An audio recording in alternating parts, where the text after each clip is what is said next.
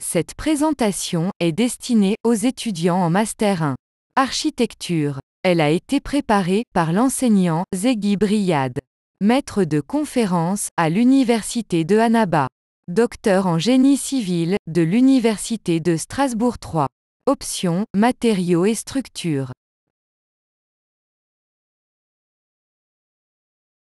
Avertissement. Copyright France. L'intégralité du contenu des documents de ce site web, texte, graphiques, tableaux, animations, est la propriété exclusive d'Archiclick. Le contenu peut être utilisé comme source d'information. Toute autre utilisation, y compris la reproduction, modification, distribution, republication, affichage ou représentation, est strictement interdite. Dimensionnement des poutres en construction métallique. D'une manière générale, le dimensionnement des poutres nécessite la connaissance de 4 éléments. La portée de la poutre. L'espacement entre les poutres, dans le projet considéré. Le chargement. Et enfin le critère de déformation. La portée de la poutre, c'est sa longueur libre entre deux appuis consécutifs. Elle est généralement facile à déterminer, car elle est tirée des plans du projet. L'espacement entre les poutres, permet de délimiter la surface tributaire pour chaque poutre. C'est la surface, dont la poutre sera chargée de reprendre dans la structure. Pour l'exemple du cas représenté, la poutre centrale sera chargée de reprendre la surface bleue.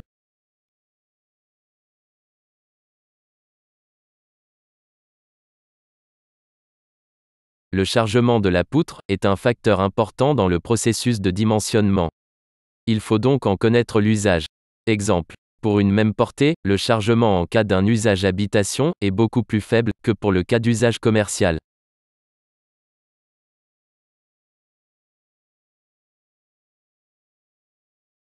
Sous un chargement, la poutre se déforme. Une flèche F est alors créée. Pour un bon fonctionnement en service, et afin d'éviter des désordres dans la construction, cette déformation ne doit pas excéder la valeur de la flèche admissible, imposée par le cahier des charges.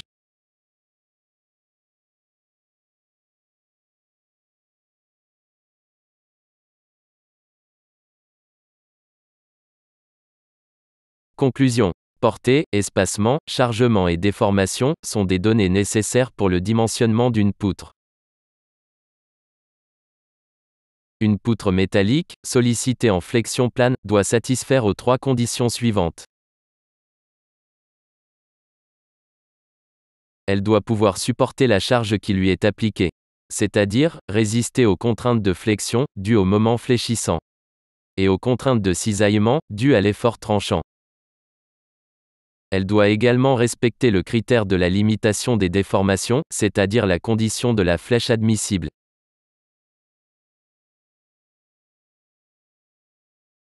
La reprise du moment fléchissant et de l'effort tranchant relève des conditions de résistance de la poutre. C'est donc une justification aux états limites ultimes. Dans ce cas, les charges de calcul seront majorées conformément à la réglementation.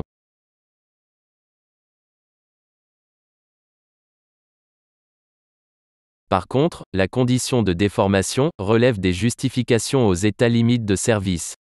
Conformément à la réglementation, les charges de calcul ne seront pas majorées. Remarque importante. En termes de résistance, l'effort tranchant est très rarement déterminant dans le dimensionnement des poutres métalliques.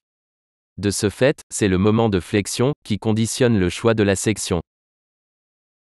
Alors, pour les exemples ultérieurs, le choix du profilé pour les poutres sera effectué en considérant uniquement le moment fléchissant et la condition de déformation. L'effet de l'effort tranchant ne sera pas pris en compte.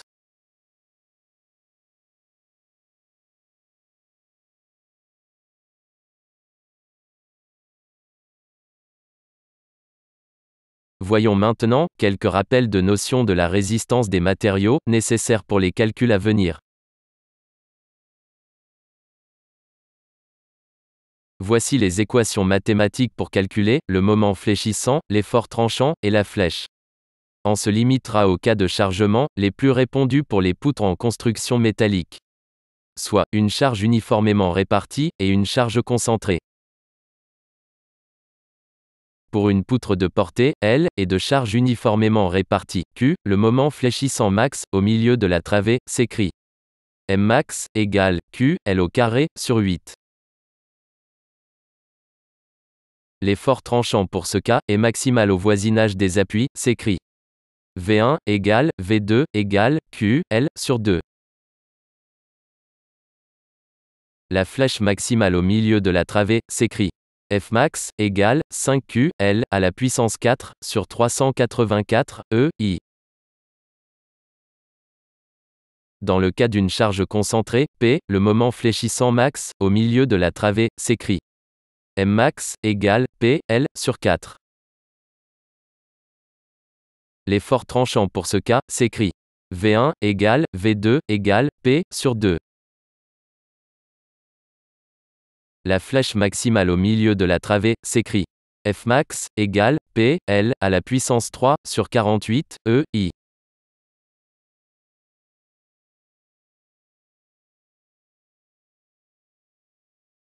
Prédimensionnement des poutres en construction métallique.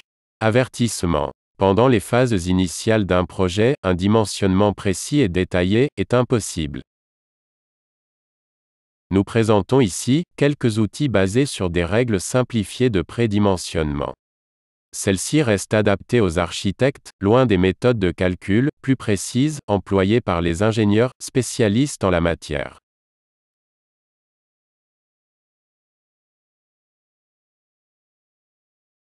Pour déterminer le profilé d'une poutre métallique, il faut respecter les deux conditions suivantes. Condition de la résistance à la flexion, pour la reprise du moment fléchissant. Et la condition de la déformation, pour respecter la flèche admissible du projet. L'effort tranchant, qui reste rarement déterminant, ne sera pas pris en considération pendant cette phase de prédimensionnement.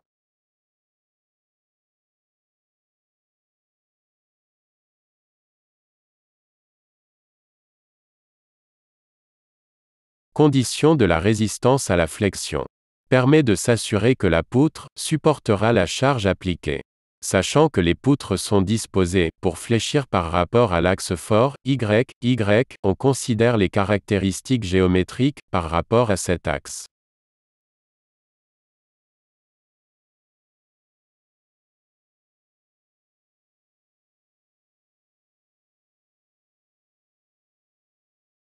Notion du module de flexion.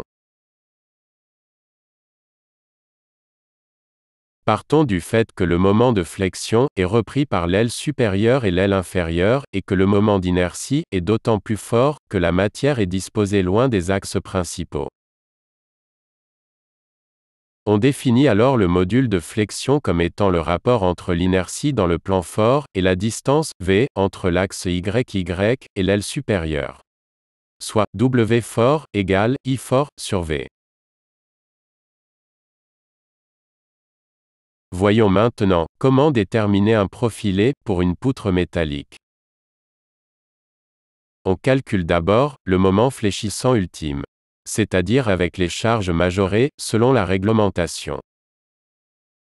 Ensuite, et au stade de prédimensionnement, on considère une contrainte limite élastique pour l'acier, sigma bar E, égale à 235 MPa. Sachant que des aciers à haute limite élastique existent aussi. Il reste réservé à la construction des ponts et ouvrages d'art. Enfin, on calcule le module de flexion. W fort égale au moment ultime, divisé par sigma bar E.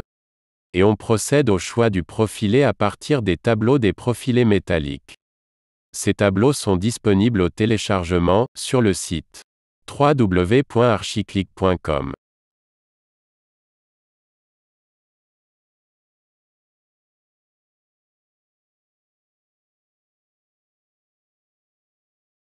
Condition de la limitation de la déformation. Notion de la flèche admissible.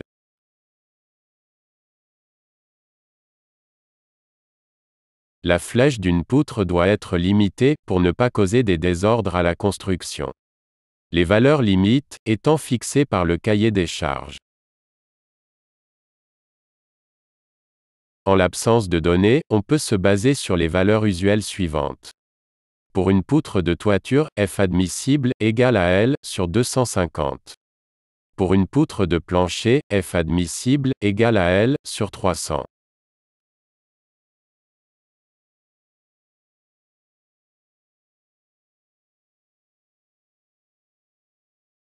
Détermination du profilé pour une poutre. Considérons l'exemple d'un chargement uniformément réparti.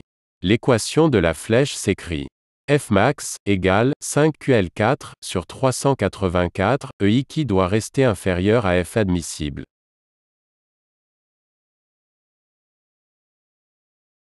Sachant que le module d'élasticité de l'acier, E, est égal à 2, 10 puissance 5 MPa. On détermine d'une façon simplifiée, le moment d'inertie fort, qui est égal à 6,2 QL4 sur F admissible.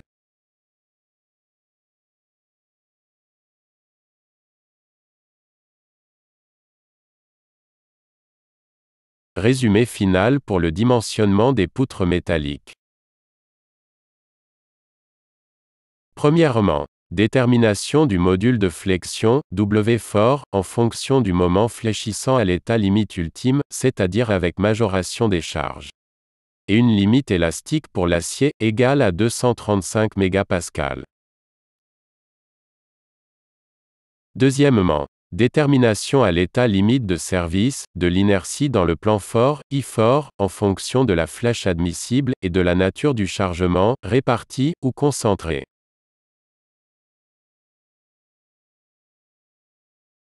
Enfin, choisir dans les tableaux des profilés, celui qui satisfait à la fois les deux valeurs obtenues. C'est-à-dire, W fort et I fort.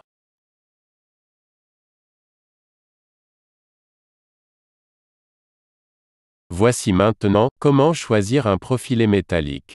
Supposons que les calculs aboutissent aux valeurs suivantes. W fort égale 120 cm3 et I fort égale 2600 cm4. Supposons que le profilé désiré est de la gamme des IPE. Les caractéristiques géométriques seront choisies dans la partie axe fort YY.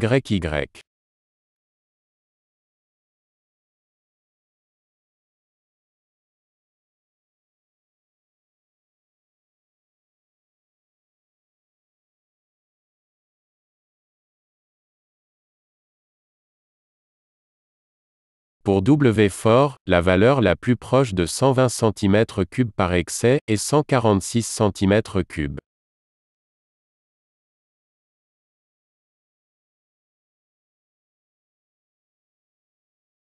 Pour I fort, la valeur la plus proche de 2600 cm4 par excès est 2772 cm4.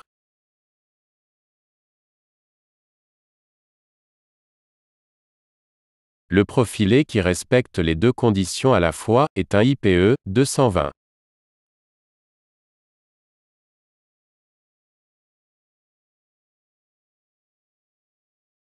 Ce profilé est bien validé, car ses caractéristiques géométriques sont supérieures aux valeurs obtenues par les calculs.